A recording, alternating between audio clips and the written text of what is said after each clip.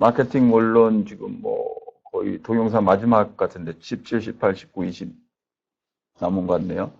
판매 촉진, 뭐 인터넷 서비스 이걸 하면 다 됩니다. 판매 촉진은 이제 광고를 하고 인적 판매하고 마지막에 세일즈 클로징, 세일즈를 끝내기 위해서 하는 행위를 판매 촉진이라고 합니다. 판매 촉진이라고 하고, 판매 촉진에는 이제 무슨 고객을 자극해가지고 물건을 사도록 하는 거.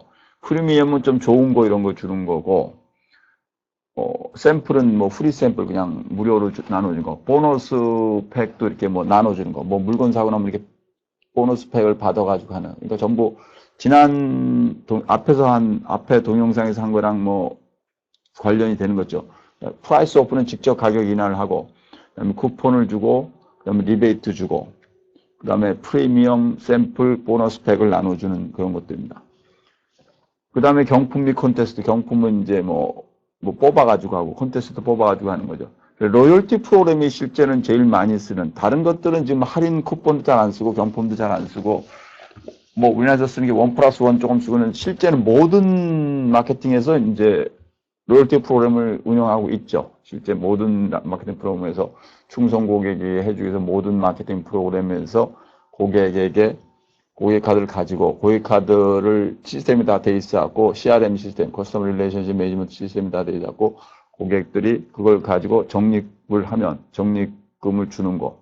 뭐 작으면 뭐 매출액의 한 0.01%부터 할인점이나 뭐 정유소, 주유소 이런 데들이 그 정도 되면 가스스테이션이 되고, 많이 주면 조금 좀 1%, 많이 주면 한 5%까지 주면서 고객 관리. 다른 거는 쿠폰이나 할인권 이런 거는 그냥 나눠주면 누가 했는지 모르는데, 고객 관리하는 로열티 프로그램은 고객을 알기 때문에 고객의 패스트 히스토리를 추적할 수 있다. 이게 핵심입니다.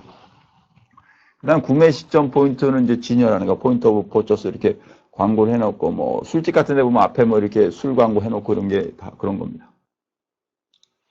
중간상 판매 촉진은 여러분이 직접 해보는 경우는 없죠. 제조업체들이 도매상이나 소매상에게 주는 판매 촉진. 도매상에는 이제 할인을 많이 주고, 컴퓨터 가격 할인을 많이 주고, 소매상에게는 이제 진열 프리미엄 같은 걸 줍니다. 예를 들어서 여러분들이 매장에 가서 보면, 화장품 매장을 파는 가서 보면은 화장품 중에서 뭐 매일 보면은 매 눈 높이에 있는 골든존이라고 한 120cm, 100, 그 사이에 놓이는 것들이, 거기에 놓이면 물건이 금방 잘 보이니까 금방 사죠.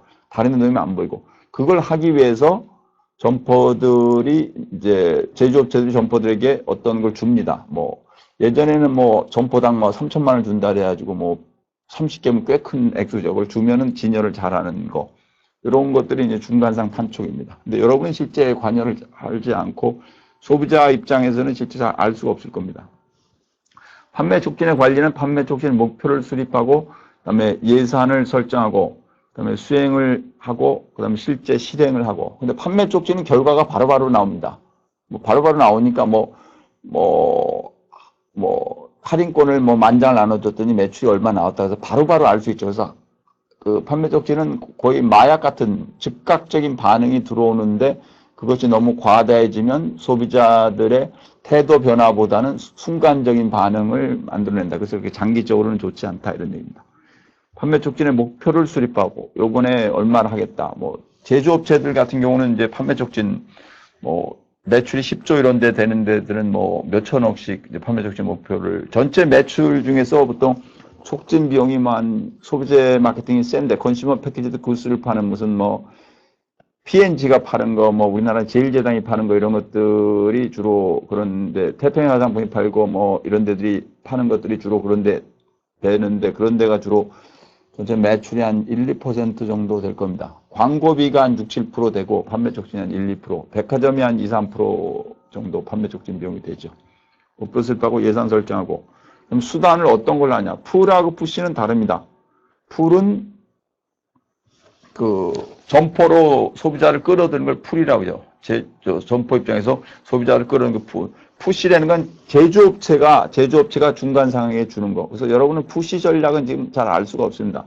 제가 조금 전에 얘기한 중간상 촉진 수단이나 판매 지원 이런 거죠. 중간상에게 어떤 걸 주느냐 하는 거. 근데 여러분이 실제로 알 수 있고 여러분이 기업체에 취업을 해가지고 한샘의 마케팅부에 들어가 보든지 무슨 LG전자의 마케팅부에 들어가 보면 이제 중간상 판매 촉진인지 알게 될 겁니다. 대리점들에 있으니까. 그러나 이제 푸시 전략은 뭐 직접 지금 할 수는 없고 조금 인적 판매 성격이 강하고 그렇습니다. 그 다음에 풀 전략은 좀 쉽죠. 광고를 할 때 조금 써가지고 광고에 가격 할인한다 이렇게 들어오면 막 사람들이 들어오는 겁니다.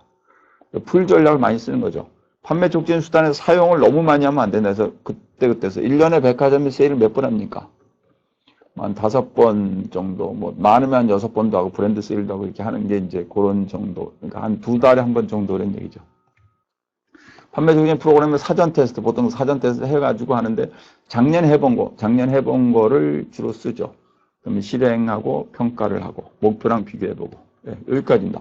판매 촉진은 상당히 달착지근하면서도 강한 방법들인데 판매 촉진 방법을 많이 개발했는데 미국도 옛날에 한 50가지 이렇게 쭉 써봤는데 잘 안 되고 그러다가 이제 소비자한테 보내는 거 편지로 보내고 이런 것도 돈이 많이 들고 그러다가 이제 할인 쿠폰을 많이 썼죠. 그 다음에 이제 80년대 후반, 90년대 하면서 인터넷이 발전하면서 그 다음에 이제 고객 카드가 되고 전산 시스템이 완비가 된 거죠. 그때 오라클 데이터베이스 이런 것들이 관계 대형 데이터베이스가 있어 고객별로 데이터베이스가 나타나고 고객 히스토리 추적이 트래킹이 가능해지면서 CRM에 등장을 하면서는 판매 촉진이 거의 다 요새는 고객 관계 관리하는 어떤 전략적 프로모션을, 세일즈 프로모션을 하는 우리나라도 거의 전 업체가 다 쓰죠. 아웃백에 가도 있고, 미장원에 가도 있고, 심지어는 이렇게 어디 가면은, 미장원 가면 종이를 갖고 오면 도장 한 번 찍어줄 때마다 쭉 되는데 10%씩 적립해주고, 10번 찍어주면 밤 한 번 공짜 시켜주겠다. 이런 게 전부 그런 겁니다. 장기적으로는 그렇게 바람직하지 않은 게 판매 촉진입니다. 이제 여기 보시면 서비스, 인터넷, 산업재 마케팅이 남았습니다. 그래서 제가 이제 서비스하고 인터넷은 상당히 중요하기 때문에 동영상이 4개 남았는데 서비스를 1개 반 정도, 인터넷도 1개 반 정도 하고 그 다음에 산업재는 조금 정의 정도만 하고 그 다음에 퀴즈 내고 끝을 내겠습니다. 그 다음에 오프라인 수업에서는 여러분하고 이제 질의응답을 하면서 좀 재밌게 문제도 던져보고 쿠팡에 이런 거는 어떻게 생각을 하세요? 이렇게 아이폰에 대해서 어떻게 생각을 하세요? 이렇게 설빙의 마케팅에 대해서 어떻게 생각하세요? 이렇게 여러분하고 이제 문의하고 질의하고 답을 하는 형태를 하겠습니다. 서비스 마케팅. 서비스 마케팅은 왜 중요한가? 기본적으로 예전에는 제품이 많지 않았죠. 제품이 많지 않고, 그 다음에 이제 1950년대는 많이 없다가, 우리나라는 60년대도 거의 없다가, 70년대 제품이 늘고, 제품이 점점 늘었죠. 제품이 늘면서 기계화가 되고 생산이 되고 요새는 로봇 생산을 다 합니다.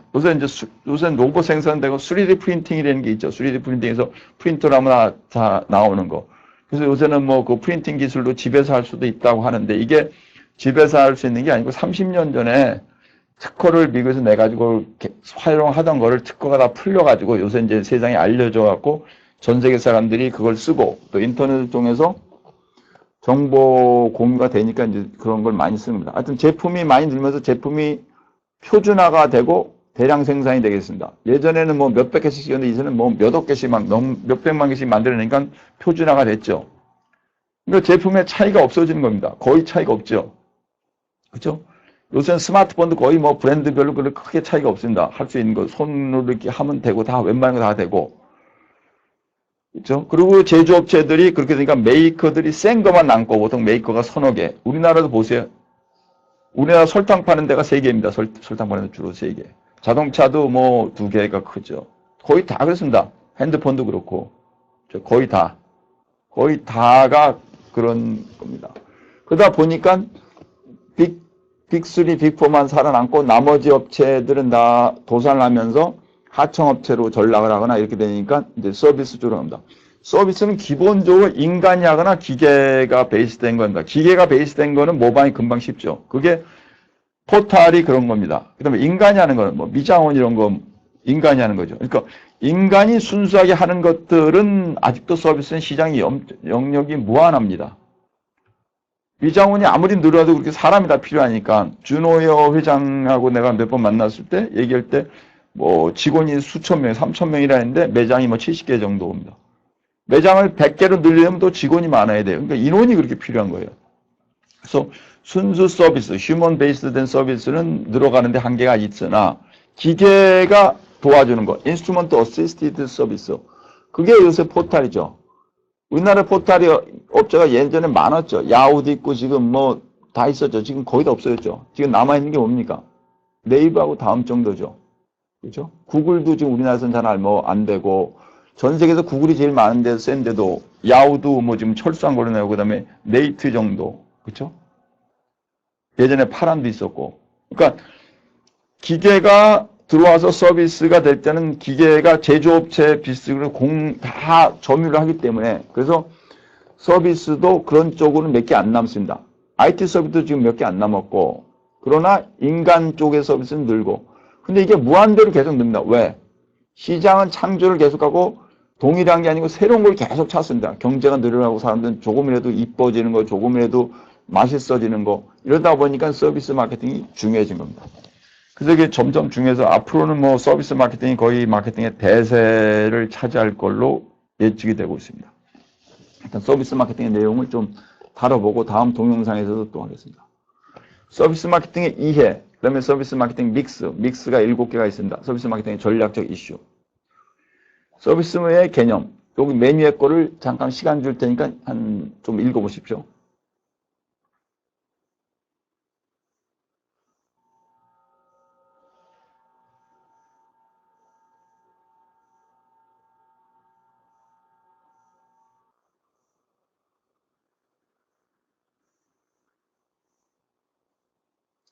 판매 목적으로 제공다거나 또는 상품 판매와 연계해서 제공되는 모든 활동 편익 만족, 아닌 거죠. 순수한 판매 목적으로 되는 게 뭐 헤어살롱이나 뭐 찜질방 이런 것들이죠. 그다음에 미장원, 노래방 이런데 상품 판매와 연결되는 것이 무슨 삼성전자가 해주고 삼성전자 수리 서비스 하는 거 뭐 이런 것들입니다. 활동 편익 만족, 눈에 안 보이는 거.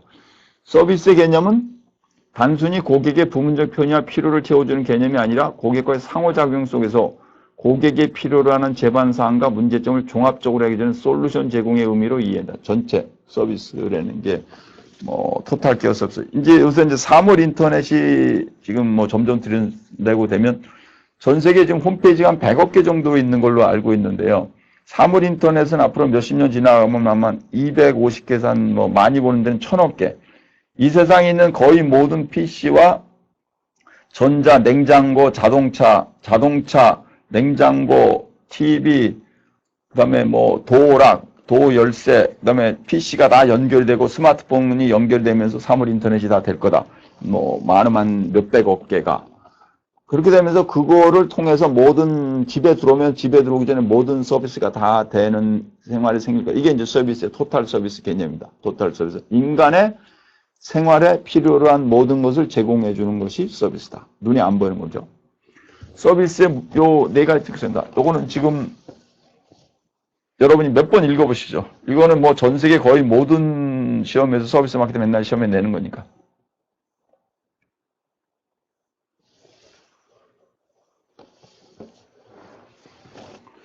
무용성, 눈에 안 보인다는 거죠. 이질성, 점점 다르죠. 왜? 사람이 다르고, 똑같은 사람에도 다른 거죠. 똑같은 사람에도 헤어살롱에서 할 때마다 좀 컨디션이 좋을 때하고 다를 때 다르고. 비분리성, 그 사람하고 구분이 안 된다는 얘기죠. 헤어살롱에서 이 머리를 깎아주시는 분하고 그 사람의 기술이 분리가 안 되죠. 그다음 소멸성, 재구 없죠. 서비스는 그때 안 하면 없어지는 거. 생산을 미리 할 수가 없죠, 서비스는. 그때 되는 거죠.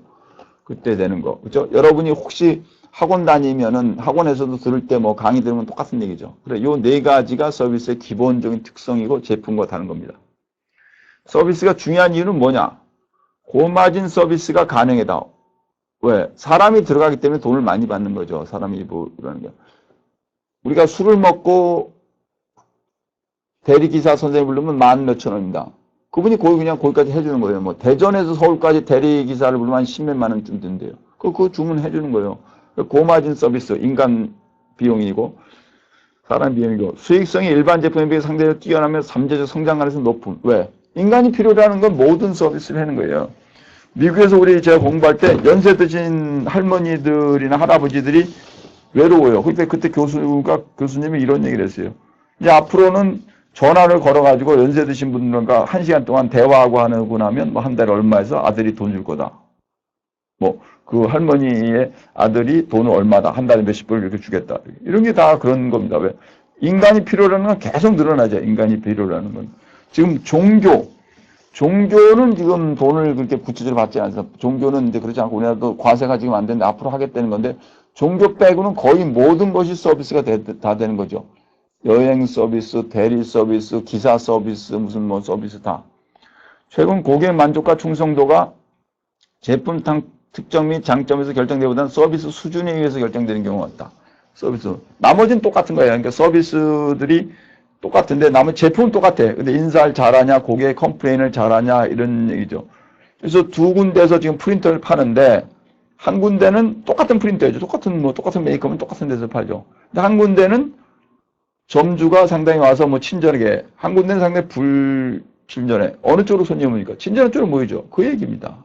식당에 갔는데 똑같은 프랜차이즈 가맹점인데 뭐 닭고기를 시켰는데 어떤 데는 뭐 닭고기를 그 그릇이 좀 깨끗해. 어디는 좀 약간 그렇지 않아. 그럼 어느 쪽으로 모입니까? 깨끗한 쪽으로 모이죠. 그 얘기입니다. 서비스는 경쟁이 심한 업종이나 분야에서 차별화 전략이 일어나고 하는 거. 왜? 사람 따라 다르기 때문에. 여성들이 입는 옷 있죠. 정장. 이 패턴을 짜는데, 패턴을 만드는데 다 있어도 똑같이 있어도 패턴 스타일이 있어도 그 만드는 디자이너에 따라서 손에 따라서 달라진답니다. 똑같은 얘기입니다. 글을 써도 어떤 사람이 쓰느냐에 따라서 달라지는 거고 말을 해도 달라지는 거고 따라서 서비스는 경쟁을 다르게 만들 수가 있겠죠. 제가 뭐 보험회사에 자문교수 한 적이 있었는데 그때 보험회사가 뭐 문화 마케팅 한다고 음악 지휘자를 뭐 유명한 지휘자를 들여서 했는데 지휘자가 뭐 돈을 많이 받아요. 지휘자가. 우리는 그때 자문교수가 4명이 있었는데 다 미국에서 박사 받은 4명이 교수가 하는데 우리가 받는 것보다 지휘자 1명이 받는 게 훨씬 많아. 그 사람들이 왜 그러냐. 그 지휘자는 뭐 수천 명을 놓고 하기도 하는데 우리는 그렇지 않았다. 뭐 이래서 그런 게 웃고 말았는데 서비스가 차별화 전략의 일환으로 가능합니다. 서비스 마케팅이란 서비스라는 제품을 통해 고객의 필요와 욕구를 충족시키는 개인 및 조직의 마케팅 활동으로 이해할 수 있다. 서비스 마케팅의 특성은 서비스 생산에 고객 참여하고 제품의 일부로서 인간 품질 관리와 재고 관리가 어렵죠. 없으니까. 재고가 아예 없으니까. 시간이 중요하죠. 시간 관련된 거. 유통 경로가 차별화. 유통 경로가 서비스 마케팅에는 잘 안 되죠. 잘 안 되고 이제 물건을 파는 도매상 이런 게 아니고 서비스하는 매장 자체가 찜질방, 노래방, 미장원 이 자체가 유통을 하는 데가 되죠. 제품하고는 좀 다르죠. 서비스를 진열할 수가 없죠. 소매점처럼 소매점에 가면 수천 개가 진열되는데 서비스가 진열이 됩니까? 서비스를 진열하려면 서비스하는 사람을 진열하는 게 얼굴을 이렇게 내놓을 수는 있겠지만 그 진열하기가 힘들죠. 서비스 마케팅의 삼각형, 이 종업원과 고객, 뭐 회사들인데 종업원들이 서비스를 잘하고 종업원을 잘해줘야지 고객이 좋아한다. 왜? 서비스는 사람이 하는 겁니다. 그러니까 종업원들이 스킬이 있고 능력이 있고 열정이 있는 사람을 뽑아야지 되지. 그렇지 않은 사람들을 뽑으면 종업원들이 수준이 낮으면 서비스가 안 되는 거죠. 그래서 내부 마케팅이라고 합니다. 회사가 종업원들에게 잘해야 된다. 이 얘기죠. 진실의 순간 모멘트 오브 트루스라 해서 서비스를 할 때 그 사람의 아주 표정을 봐도 그러고 아주 정말 진심으로 하고 있고 정말 짧은 순간이지만 아주 진정으로 하고 있느냐 하는 얘기죠. 그러니까 이것이 그렇게 쉽지는 않습니다. 서비스를 많이 하다 보면 쉽지 않은데 진심으로 상대편을 해주는 것이 중요하다. 이렇게 나온 거죠. 여기 지금 세븐피입니다. 이게 상당히 중요한 겁니다. 제품에서 뭡니까? 4P라죠. 프로덕트, 프라이스, 플레이스, 프로모션. 그렇죠? 서비스에서 뭡니까? 7개죠. 그거 4개 말고. 유통을 주로 빼고 이제 물리적 환경, 뭐 유통까지 넣어도 되고 물리적 환경. 그다음에 사람, 과정 이러죠. 프로세스, 서비스, 프로세스, people, 물리적 환경이 유통하고 비슷한 겁니다. 유통하고 실제 비슷하고 조금 진열이 좀 다르고 그리고 그러니까 어떤 기본적으로는 4P에다가 3개를 더해서 people, 프로세스, 피지컬 디스트리뷰션, 피지컬 뭐 에비던스라고 하죠. 물리적 환경이나 에비던스라고도 하고 뭐 피지컬 퍼시리티, 실제 물리적 시설, 시설이라 호텔 같은 게 물리적 시설이고요. 과정은 이제 그 서비스가 제공되는 과정, 서비스를 어떻게 만들어서 어떻게 했냐. 왜 제품의 경우는 완제품을 팔죠. 만들어진 거를 파니까 뭐 과정이라는 게 별로 알 수가 없죠. 우리가 여러분이 햇반을 제일 전에 파는 햇반을 어떻게 만들었는지 별로 알 수가 없어요. 그 안에 물론 깨끗하게 만들었어야 된다 이런 얘기는 하지만 그 프로세스는 우리가 알지 없고 완제품만을 먹습니다. 그런데 서비스는 만드는 과정을 아는 거죠. 찜질방에 갔더니 뭐 거기서 뭐 전체 뭐 이렇게 물을 이렇게 깨끗하게 하고 청결하게 하고 청소하고 다 볼 수가 있는 거죠. 이게 과정을 알 수가 있다.